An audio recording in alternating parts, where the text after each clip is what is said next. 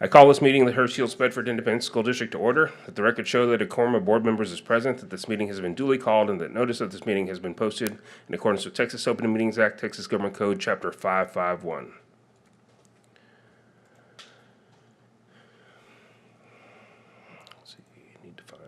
Statement. Tonight, the Board of Trustees is meeting in a called meeting. The Board welcomes and appreciates comments and input from the community. Open forum is provided at each meeting to allow the public to address the Board. There will be two open forums tonight. Open forum number 1 is to hear requests regarding agenda items only. Open forum number 2 is to hear requests or make comments regarding non-agenda items and will be heard at the end of the meeting. Those addressing the Board are asked to limit their comments to 3 minutes per meeting.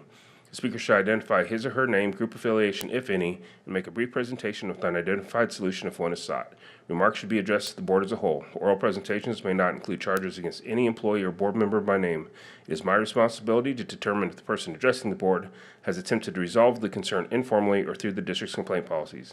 If not, the speaker will be directed to follow the appropriate policy. We are ready for open forum number 1. So Mr. Bennett, right here to the speaker. And she'll put your 3 minutes up on the screen so you know where you are.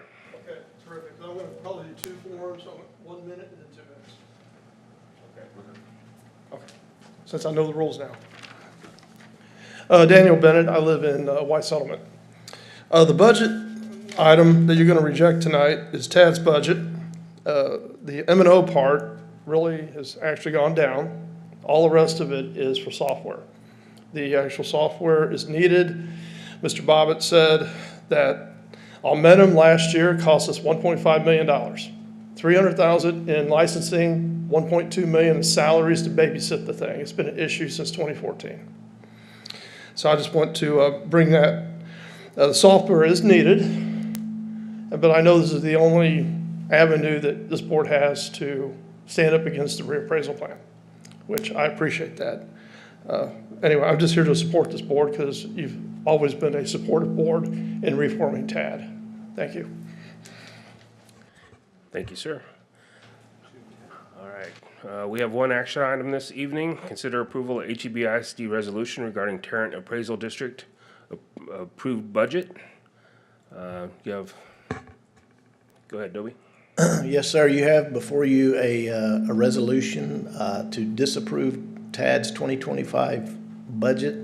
This budget represents a 14.12% increase for TAD, as the gentleman said, mostly for software, but it also represents about $126,000 increase to HEB-ISD and our portion of that budget.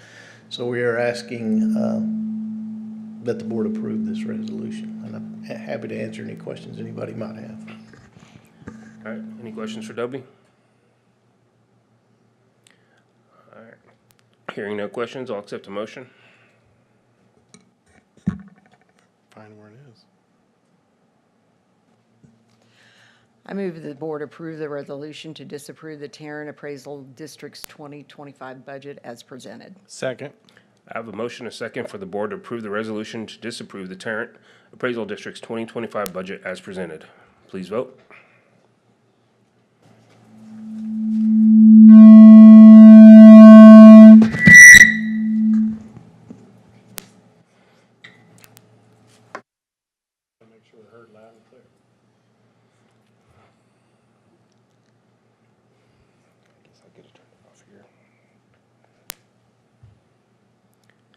And that motion passes.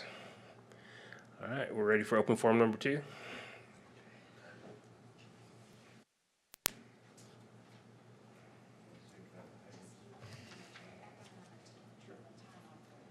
I have no electronics that will set it off, maybe the car keys, I don't know. Okay.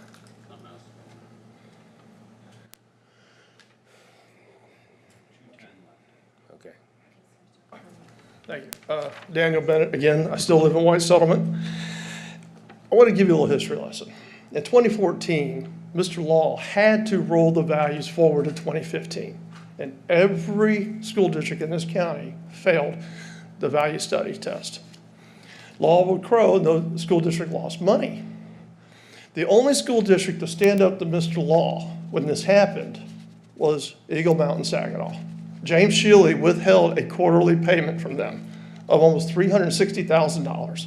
I sat with Mr. Shealy, and he told me the story. But no other school district back then came to their aid. That was the time to stand up to the district, was then. Now you're standing up to the district now, but it's under a different set of circumstances. TAD needs reformed. It maybe needs to be liquidated. I say this as board because you've been active in your participation. I don't mind having another appraisal district and join our appraisal district to do the valuation. You can actually have that under the property tax code. In 2018, I encouraged 30 different municipalities and school districts to reject TAD's budget. Why? Because they went up 39% to the ARB, they went up 34% in litigation. You know why they did that? Because they knew it was going to be a value study year, and he was going to shove everything to the ARB. They weren't going to do their job, they were going to jack up the values and say, sorry, we can't help you. And then if he failed the value study in 19, he could point fingers at the ARB. It's all a big game over there. So I think you needed to have a little context. Monday is the meeting. I will be there. I want to thank Mr. Campos in the last 20 seconds. He has been the champion for this board going forward, understanding the issues that plague TAD. And I've done everything I can to be proactive to make sure it gives you the best service. And Fred has been there day in, day out, and kudos to him and kudos to this board. I want to thank you. All right, thank you, sir. Thank you for coming. All right, with no more items, I'll accept a motion to adjourn. We are adjourned.